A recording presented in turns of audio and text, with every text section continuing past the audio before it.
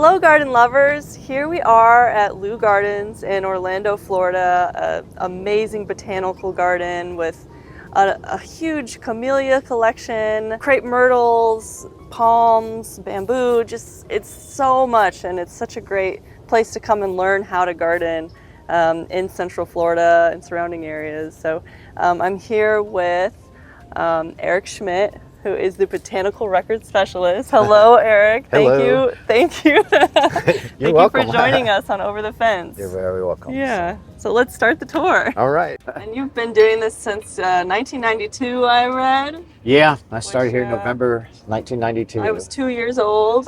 And I'm no spring chicken now, so that's a long time I've been here. Yeah, I was 25 when I started. And so when you started, were you a gardener, or did you? Yeah, I was on the horticulture staff, and I started part-time, and then 6 months later I got hired full-time in a full-time position here. And then 99 I moved up into the Botanic Records office. So now I maintain the database. We keep everything accessioned. So we have botanical records. It's had a long history. The property was settled in the 1858 by the Mizels. They were the first settlers in this area. And then the Leus were the fourth owners. They bought the property 1936 and moved out here, and they had no children, and they were wealthy. Nice. And Mr. Leu collected plants as a hobby, especially camellias. So it was probably around 1940 that he really started planting stuff. And they said he was kind of done planting by 1955.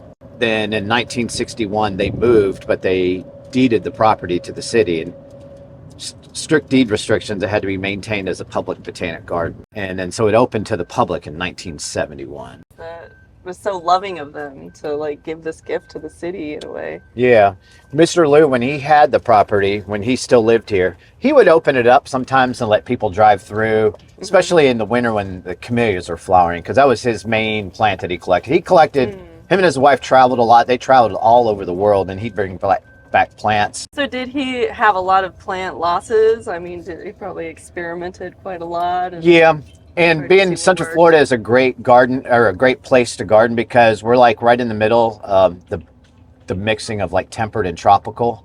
So he grew a lot of typical southern plants, azaleas, camellias, and then he had a lot of Central Florida plants because there was a lot of citrus on the property. The previous owners had planted a lot of citrus, and Mr. Leu had maintained those groves. But then he did bring a lot of tropical plants in too, so he had a whole mix of plants. And so when he lived here, there wasn't any really the big catastrophic freezes, but he would have had freezes, and I'm sure he probably tried stuff that was really tender, and it found out it wouldn't grow here. So this is the tropical stream garden. It's to simulate a tropical rainforest and to show tropical and subtropical plants that we can grow in this climate. But we also experiment. There might be new plants coming to cultivation. Growers in South Florida might we get plants from them sometimes. They said, hey, plant this out, see how it does. If it grows in Central Florida, it's going to grow down here. Or they want to see how much cold it'll take, or coolness, or if it does get damaged by a freeze, how fast does it grow back. So you can feel more moisture in the air already just being down here. That's a natural ravine. Now we do pump the water from the lake, but there's no water flowing now. We're having problems with the plumbing. Oh, okay. You'll find a lot of cordylines, tie plants, crotons, aroids, bromeliads, bananas, heliconias, things like that. And there's palms and cycads in here. Now we do have a separate palm and cycad garden that focuses on a collection of those, but there, of course, you can't have a tropical garden without having Right. So a lot of that crotons, a lot of different crotons with colored foliage.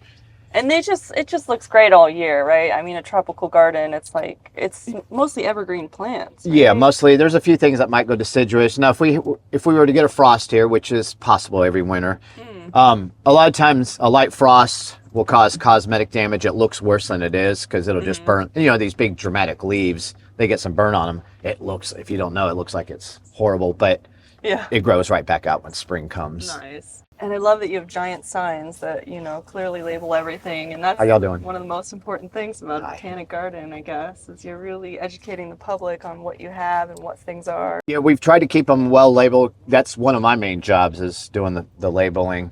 We're a botanic garden, so sometimes you go to other botanic gardens and you don't see labels, and you're like, well, how are we supposed to learn about plants if we don't know? Yeah, the bird song is just so vibrant.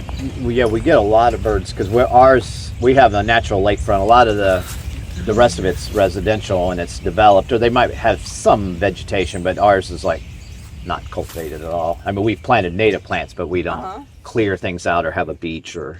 And I just love seeing these from the cypress, the bald cypress. What are those called? Knees. Knees. And they only do it in wet areas. If you grew a bald cypress in a well-drained, it would need to be irrigated, but a well-drained like lawn, they don't develop it, and they think it's in waterlogged soil is very oxygen deficient. And that's how they've adapted. One of the ways that they can grow in shallow water or in very wet soil, heavy soil is these knees help feed oxygen to the roots. So if you had a garden with some knees sprouting up, would you maybe change something with the drainage? Yeah, it could be a sign that it's really wet, but I mean, a lot of times that's what people will put a cypress if they have a wet spot because it's a good tree for that location. But it can be, if it's in a lawn area, it can be a pain with mowing. I've got one in my yard, and it's in a wet area. That's why we put it there.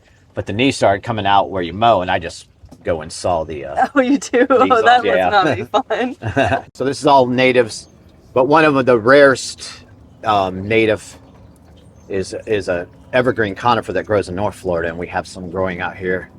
It's a Florida Torreya. Okay. And it's only native along the Apalachicola River Basin west of Tallahassee, and it's nearly extinct. There is a fungus that is wiping them out. They're really not reproducing, and there's probably only a few hundred left. And so probably in the next 50 to 75 years, it'll be extinct in the wild. Grows well in cultivation, and it's in a lot of gardens. They're kind of an ice age relic because it's more of a temperate type of conifer that somehow has evolved in the south. And then we've tried it this far south, and they do well. We've got some bigger ones. These are younger ones right here, 3 of them. And despite being native just only in that area of Florida, it is cold hardy. Like it grows up into Philadelphia in the zone 6 that it does take cold, so too. And here it's been heat tolerant. Yeah. Did you say it's slow growing or? Slow to medium. It is when it's younger, and once it's been in the ground for a while, they speed up a little bit, but it's not a super fast grower. Pretty pokey. Our oldest one, we've got one back, it's probably been in the ground about almost 20 years, and it's maybe about 8 or 10 feet tall. Most people think of them being a temperate plant from cold regions, but there's actually more conifers native to tropical and subtropical regions than the temperate regions, but just many of those are very unknown, and many of those are threatened or endangered because of habitat destruction. And a lot of them aren't widespread where they're native, so they have small geographic areas, and so it's very vulnerable for these to be wiped out. Then we were trying northern conifers to see how much heat some of these things would grow, because like we grow ginkgos here. Most people don't think ginkgos grow this far south, but they're even slower than they are up north, but they will grow here, and we've got a small ginkgo collection. But so we started after the hurricanes of 2004. We had 3 hurricanes that came through, opened a lot of tree canopy up, and we said, this is a great time we got a lot of, let's start planting some of these conifers and try them out. So now we have a temperate and tropical conifer collection. Way to find an opportunity there in the construction. Yeah, sometimes after the hurricanes, it's really bad, but that's why I always look at it now, like after you get over the shock from the first one, that it's new opportunities. Because a lot of times, a lot of the trees that came out were laurel oaks, and we just had so many of them, and they were probably old wild components of the forest before it was developed.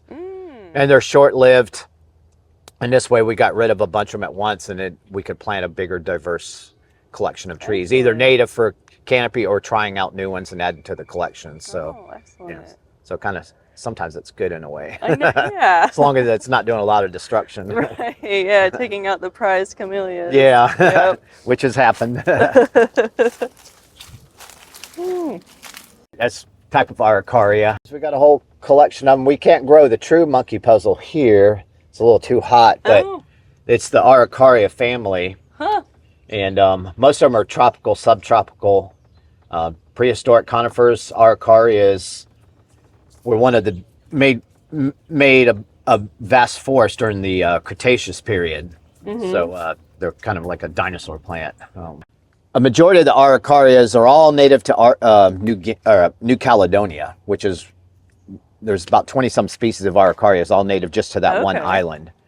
And a lot of them are very rare, and so we've gotten a hold of some seed in the past and grew some of these rare species. But they all kind of characteristic with the symmetrical layered growth habit. Yeah. And some have softer needles, some are a little sharper.